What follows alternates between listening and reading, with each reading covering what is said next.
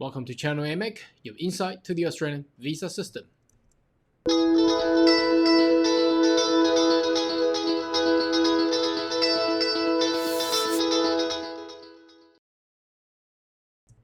Good day everyone, my name is Carl Young, your online YouTube visa consultant.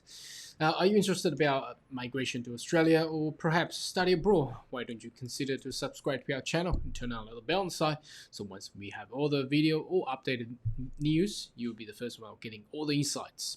Now in this video, I would like to give you an update on the GTI visa under the subclass of 858. So during the Christmas holiday, there has been some updates in regards a little bit of expansions of GTI into different more sector, or should I say a more categorized sector rather than the previous 7. How do I say it?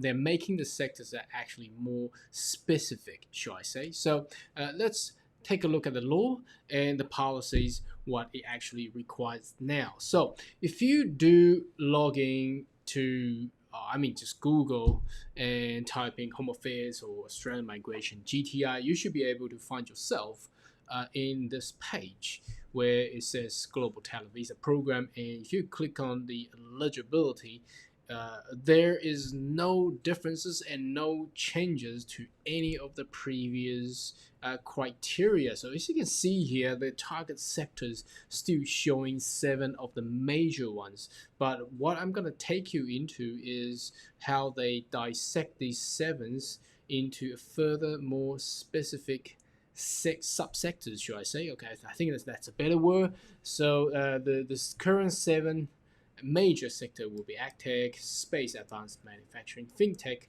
energy mining, technology, medtech, cybersecurity, and quantum information, advanced digital and data science, and ICTC. You see this last one is quite bulky. It actually covers a lot too much.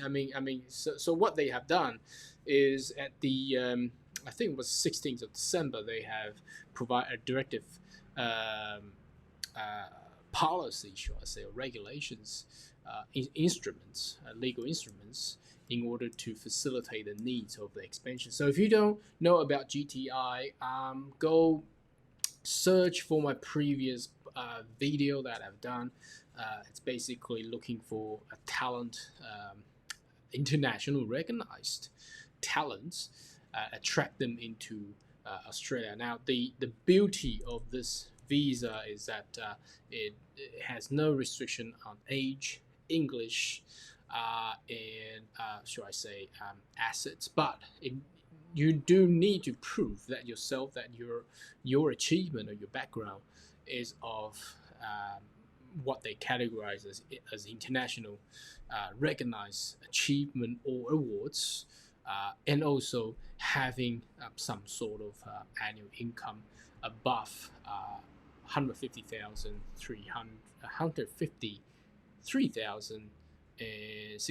I believe that was the actual figure there. Anyway, we'll take a look at that. So all of that elements will actually demonstrate, showing that you are a bright talent that it's the Australian government or the nation of Australia requires you to actually be making the community and the nation to be more competitive, should I say. Okay, so what we have seen here, the actual changes, which is when you click on the actual apply. So this is actually the form here. I'm going to show you. So here we go. That's the $153,600. I'm sorry. Did I say $600 or $300? I'm not sure. Anyway, that's the figure. You need to show that you are actually earning something like this or above.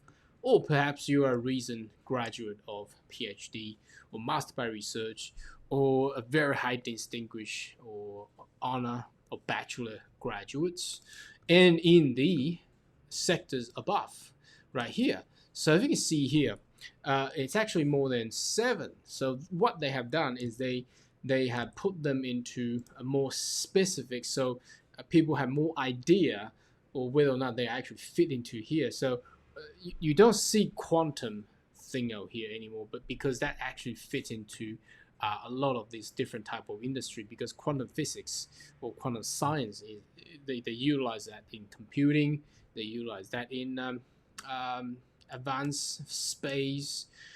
So they put it in more specific terms, should I say. So now looking at here is that whether or not you need to show that international recognized record or exceptional outstanding achievement. Now that's the whole sentence of definition. I did create a video to actually explain what that whole phrase actually meant. If you do, and you need to fit into that phrase to be defined as under the talent type. Okay, so what you need to do now is that it's more specific, so it's much more better pinpoint, and you know whether or not you're in the industry of resources including minings and things like that, agri-food and ag tech. Now that actually can be expanded more, because ag tech is the technology used in agriculture.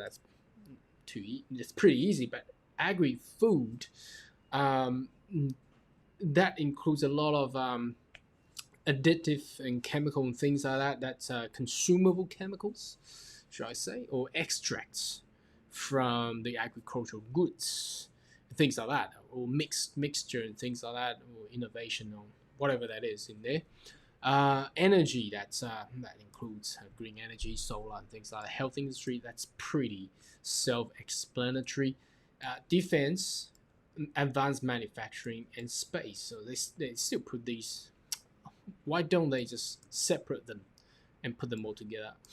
I'm not too sure, but again, here if you look at here, infrastructure and tourism.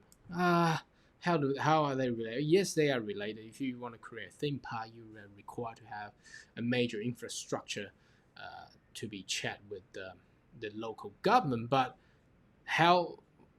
who will have that kind of talent? I'm not too sure.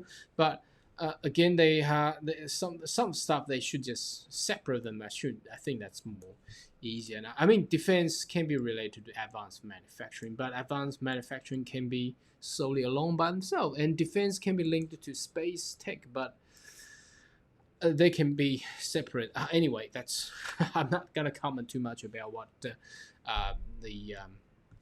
how the government actually structure the way they present themselves. Circular economy, so that's about recycling and how things and goods can be recycled and remade into a further advanced or enhanced goods. And digitech, now that covers a lot, that including all the ICT and things like that. Infrastructure and tourism. This is weird. And how do they relate? And how do you find talents in infrastructure? So maybe you have been a major architect who has been building subways and things around the world, perhaps. But tourism, I don't know. You don't build theme park every day, right? So how would this? I haven't really thought about this, but I did see some major senior managerial role in the tourism industry. They're utilizing technology to actually attract and build business upon that, and utilizing technology. For example, Disney Frozen 2, they utilize technology and they sell not just a movie, but they sell a lot of toys and things like that, and a lot of other stuff. I'm not too sure. I think that's what they're trying to do. They want somebody have that kind of talent to come to Australia and perhaps to create something that to attract, possibly another new character from Avenger who is, I don't know, something related to kangaroo or something like that. I'm not too sure, but I think that's what they are trying to do. Finance service, so that covers a lot of accountants, auditors, and the tax specialists, especially for international. You ensure that it's gonna be.